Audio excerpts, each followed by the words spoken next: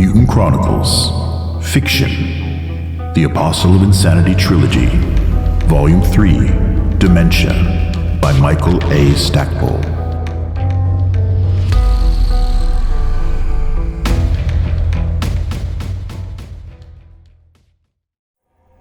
Chapter 4. I retreated from Andy's operating theater and dropped myself into the cracked vinyl surface of the link couch. I scrunched down a bit until my hips and shoulder blades found the familiar depressions in the pads. Then I leaned my head back. As I closed my eyes, the computer flashed an inquiry, asking me if I wanted to link into the main computer, and I gave my consent. The glowing green letters of the question exploded into a galaxy of burning white lights that stabbed through my brain. It hurt for a second, but then I was through the wall. I floated in a dark sky above a tiny world defined by neon vector graphics. The vision could have been much more sophisticated, but I had long ago chosen to keep the world of the bit womb remote, alien, and crisply mathematically precise. I mean, it would be very easy to allow the computer to project me scenes that I could not distinguish from reality.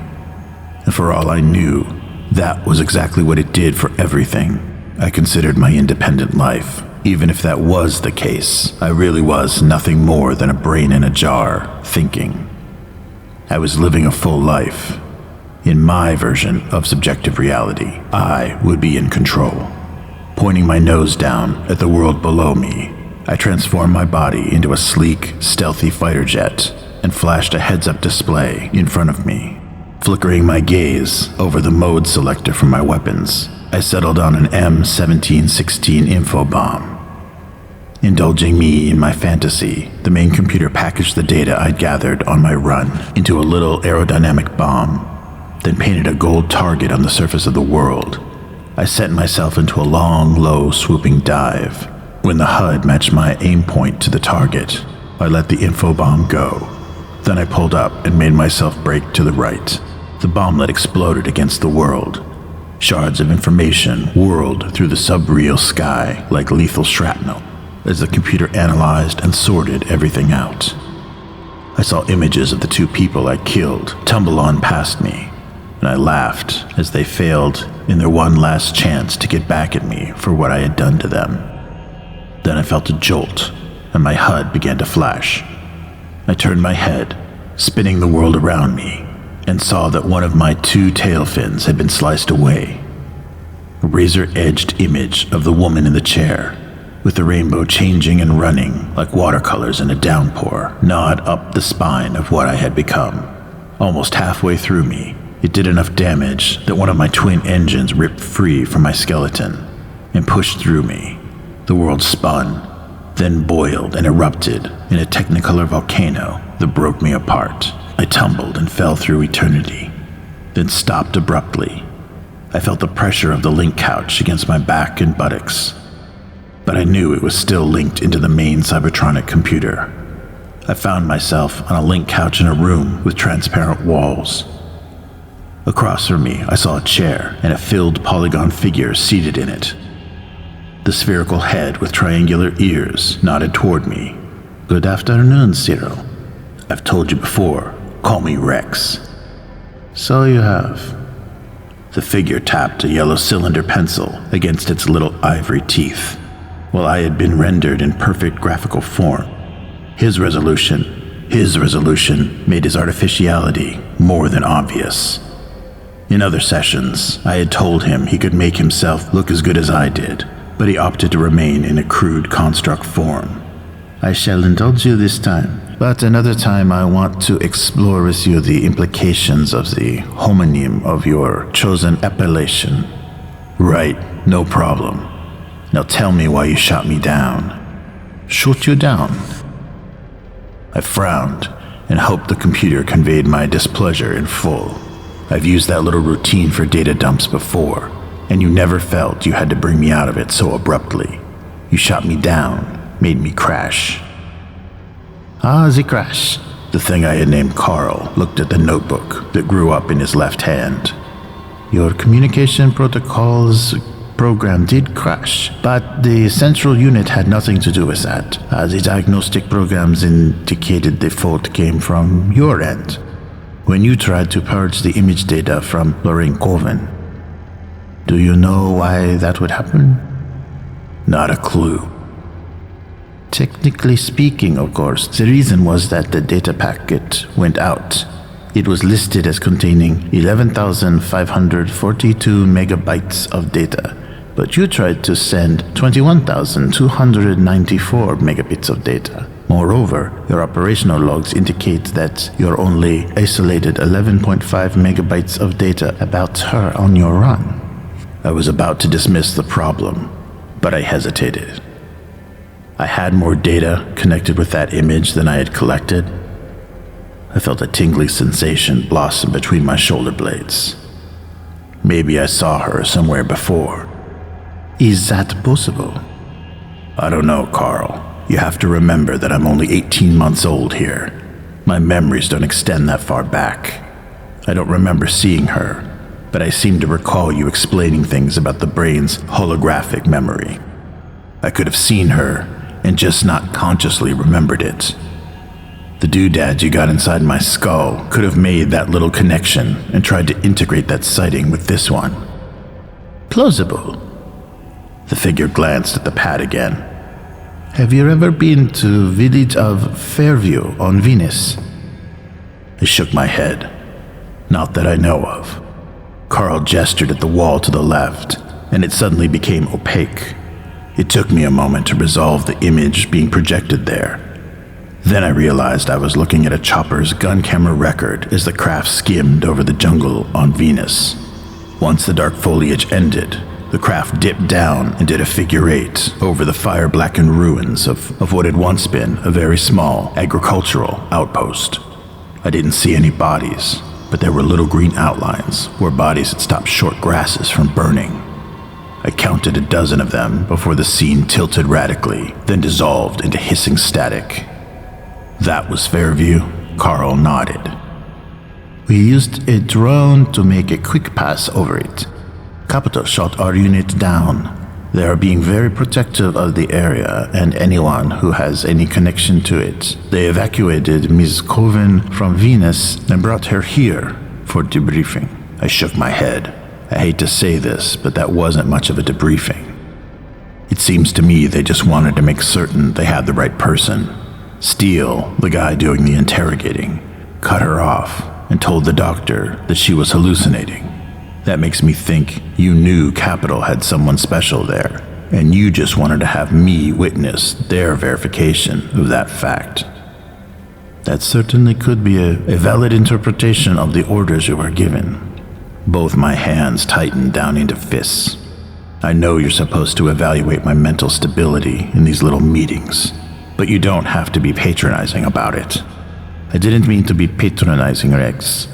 Carl's head swiveled toward me. Why do you think I was? I twig onto your reasons for giving me that mission, and you refuse to confirm my correct guess.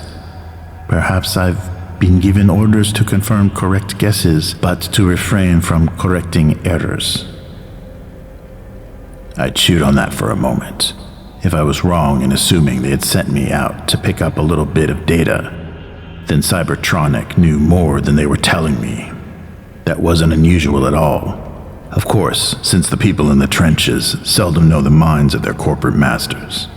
We're not meant to know such things, nor are we intended to think our masters might not know everything. That's the good thing about Vax. They question nothing. They have no curiosity. They have no desire to know more than they should. They're great little drones and do their jobs, but they can't react to threats that require them to move outside their training and previous experience. Tiffs, on the other hand, must constantly question things. Carl's carefully worded reply to me brought with it a number of questions. It clearly told me that my assumption about my mission was wrong. The information I had gathered could have been harvested by any number of means that would not have put me in jeopardy. I had assumed, absent evidence, that Cybertronic wanted me dead. That they had wanted me to get that information. Why? It was true that information storage required digitization, and that some data would get lost in that process. Had my boss thought I might remember something that the data did not reflect? Had they hoped I would get some impression of Lorraine or the other people in the room that would not show up in the data dump? It was possible. But wouldn't that have been the first target of Carl's inquiry? Setting that question aside for a moment, I reviewed the whole incident again. 2 capital agents I eliminated shouldn't have been posted outside for something as mundane as what I had witnessed. Clearly they were there to safeguard the building and the folks inside of it. That suggested to me, rightly or wrongly, that someone else had an interest in the Coven woman. I glanced up at Carl. When was the imaging of Fairview made? And when did Mrs. Coven arrive on Luna? Our imaging was made 2 months ago. Mrs. Coven arrived on Luna 4 hours before you saw her. So there was a lag between Fairview's destruction and her transport here? Quite a considerable one. Was there interference by any other corpse? The answer to that question is unknown right now, but the likelihood of it is high. I nodded. Silly question, I know. The corps regularly wage war on each other, so messing up special operations becomes just another way of annoying the enemy. Capital and Cybertronic were not particularly antagonistic, but Bauhaus or Mishima would love to take a round out of Capital if they could. And Imperial hated Cybertronic enough to screw around with Capital and try to lay the blame on us. Carl scribbled a note on his pad. Then both the pencil and pad disappeared. So you have reached a conclusion? Maybe. It seems you wanted me to be the one to get the information on Coven. Maybe because I ran into her before, which you remember, but I don't. And apparently, she's had a difficult time. And you don't know all there is to know about that. So, I guess you want me to find out what I can about her, and you're hoping my native curiosity will make me do a good job. I smiled at Carl. Am I right? Are you gonna order me to dig into her past? There are no such orders for me at this point. I shrugged my shoulders. Then I'm stumped. I doubt that. Carl shifted in his chair, and the computer even supplied an appropriate squeak. How do you feel about your work for Cybertronic? The shift in his question caught me mentally flat-footed. Fine. No nightmares? No bad dreams? Not that I know of. As I've told you before, I don't remember dreams very well. Or you suppress them. They could be painful for you. They could make you remember your time before you became one of us. I shook my head. You're always trying to suggest I need to resolve the crisis in identity I felt because of who I am now and who I was before. I keep telling you, I have no crisis. I don't want to know who I was before. I am RKX 571127. My cover identity is Cyril Dent, but I go by the nickname Rex. That's all I need to know. Is it? If it isn't, wouldn't you have told me who I was? I leaned forward and pointed at Carl with an unwavering finger. You've allowed me access to my own funeral video feed, but you took out any clue to my identity. Clearly, who I was is not important. Perhaps. Always perhaps. Or perhaps it is not important who you were, but who you thought you were. The funeral and eulogy gives you insights into the perception of others concerning you. The conflict arises not from who you were and what you are, but what you thought of yourself then, and what you think of yourself now. Your trauma-induced amnesia did not erase your core personality. You mean I was always a suave, charming, sophisticated man who had his way with women? Perhaps, and perhaps your lack of success with women is a conflict for you. That stung. I don't get a chance to meet many women, Carl. Dr. Carter doesn't want to get too close to me, and Cybertronic manufactures toasters with more personality than the Vax running around here. Dr. Carter and Ms. Wickersham are not the only women you have met. True. There was the babe I killed today. And Pam Afton and Faye Fan? They are business contacts who helped me establish my cover as a freelancer here on Luna. The fact that they are business associates has not stopped you from attempting to seduce them. Flirting with them is not a seduction attempt. Would you care to see the readings from your autonomic nervous system the first time you spoke with Ms. Fan? No, thank you very much. I wanted to snarl, but I wasn't sure how that would come out in Subreal. Well, us shorter guys have more trouble finding women. And you resent the fact that you are not as tall as you were before. You find the difference unsettling and dislocating. No, I don't. I force myself to calm down. I am who I am. And you have named yourself Rex. That's right, I'm the king. Or you are a wreck. I said nothing for a moment in a vain attempt to keep that remark from sinking in. I failed. Are we done playing these little games, Carl? Do you want to see this as a game? Yes, because then I can call for a timeout. The Carl figure sat back in its chair. Very well, Rex. You can have your timeout. Just be aware that you're entering into a new stage of your development as a member of Cybertronic.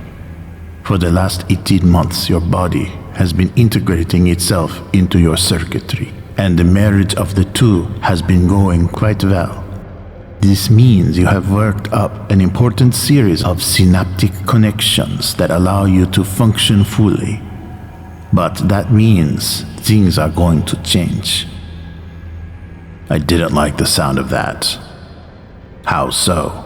Continued integration may re-establish connections between parts of your brain that were traumatized when you were killed. You may find yourself dreaming or remembering of things from before your death.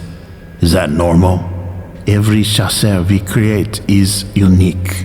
Some of you deal with problems easily, while others don't. You are very promising, Rex, and I don't want the inevitable to surprise you and destroy you. I appreciate that. Good. Our session is finished. Fantastic. Am I cleared to head out? Yes, Cyril Dent, freelance troubleshooter, is clear to leave. Where will you go? I'm going to the Midnight Sun, I told Carl, as Subreal began to dissolve. I'm going to get a drink, kill some brain cells, and delay the inevitable for as long as possible. Mutant Chronicles, Fiction, The Apostle of Insanity Trilogy, Volume 3, Dementia, by Michael A. Stackpole. Chapter 4, End.